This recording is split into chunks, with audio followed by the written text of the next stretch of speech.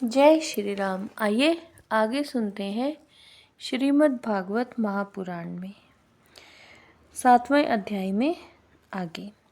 कुमार्गामी one का ऐश्वर्य और पौरुष ब्राह्मणों के हुंकार रूपी वज्र से जलकर भस्म हो गया। वह नरक में गिरने लगा। ऋषियों की प्रार्थना पर भगवान ने उसके शरीर मंथन से पृथु के रूप में अवतार धारण कर उसे नरकों से उबारा और इस प्रकार पुत्र शब्द को चरितार्थ किया। उसी अवतार में पृथ्वी को गाय बनाकर उन्होंने उनसे जगत के लिए समस्त औषधियों का दोहन किया। राजा नाभि की पत्नी सुदेवी के गर्भ से भगवान ने ऋषभ देव के रूप में जन्म लिया। इस अवतार में समस्त आसक्तियों से रहित होकर अपने इंद्रिय और मन को अत्यंत शांत करके अपने स्वरूप में स्थित होकर समदर्शी के रूप में उन्होंने जड़ों की भांति योगचर्या का आचरण किया। इस स्थिति को महर्षि लोग परम हंस पद अथवा अवधूतचर्या कहते हैं। इसके बाद स्वयं उन्हीं यज्ञ पुरुष ने मेरे यज्ञ में स्वर्ण के समान कांति वाले हयग्रीव के रूप में अवतार ग्रहण किया। भगवान का वह विग्रह वेद में, यज्ञमय और सर्वदेवमय है। उन्हीं की नासिका से श्वास के रूप में वेदवाणी प्रकट हुई। चाक्षुष मनवंतर के अंत में भावी मनु सत्यव्रत ने मत्स्य रूप में भगवान को प्राप्त किया था। उस समय पृथ्वी रूप नौका के आश्रय होने के कारण वे ही समस्त जीवों के आश्रय बने। प्रलय के उस भयंकर जल में मेरे मुख से गिरे हुए वेदों को लेकर वे उसी में विहार करते रहे।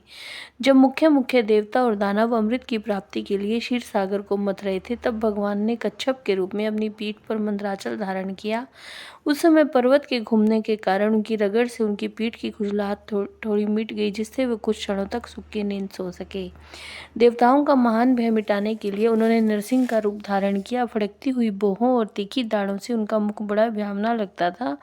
हिरण्यकश्यप उन्हें देखते ही हाथ में गदा लेकर उन पर टूट पड़ा। इस पर भगवान नरसिंह ने दूर से ही उसे पकड़कर अपनी जांघों पर डाल दिया और उसके छटपटाते रहने पर भी अपने नखों से उसका पेट फाड़ डाला। बड़े भारी सरोवर में महाबली ग्राह ने गजेंद्र का पैर पकड़ लिया। जब बहुत थककर वह घबरा गया, तब उसे अपनी सूंड में कमल लेकर भगवान को पुकारा, हे आदि पुरुष, हे समस्त लोकों के स्वामी, हे श्रवण मात्र से कल्याण करने वाले। उसकी पुकार सुनकर अनंत शक्ति भगवान चक्रपाणि गरुड़ की पीठ पर चढ़कर वहां आए और अपने चक्र से उन्होंने ग्राह का मस्तक उखाड़ डाला। इस प्रकार कृपा परवश भगवान ने अपने शरणागत गजेंद्र की सूंड पकड़कर उस विपत्ति से उसका उद्धार किया। भगवान वामन अदिति के पुत्रों में सबसे छोटे थे, परंतु गणों की दृष्टि में सबसे बड़े थे, क्योंकि यज्ञ पुरुष भगवान ने इस अवतार में बलि के संकल्प छोड़ते ही संपूर्ण लोकों को अपने चरणों से ही नाप लिया था। वामन बनकर उन्होंने 3 पग पृथ्वी के बहाने बलि से सारी पृथ्वी तो ले ली, परंतु इससे यह बात सिद्ध कर दी कि सन्मार्ग पर चलने वाले पुरुषों को याचना के सिवा और किसी उपाय से समर्थ पुरुष भी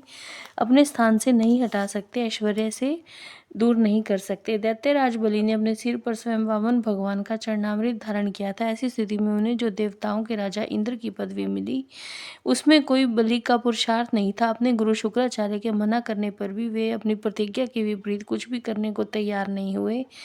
तो क्या, भगवान का तीसरा पग पूरा करने के लिए उनके चरणों में सिर रखकर उन्होंने अपने आप को भी समर्पित कर दिया। जय श्री राम।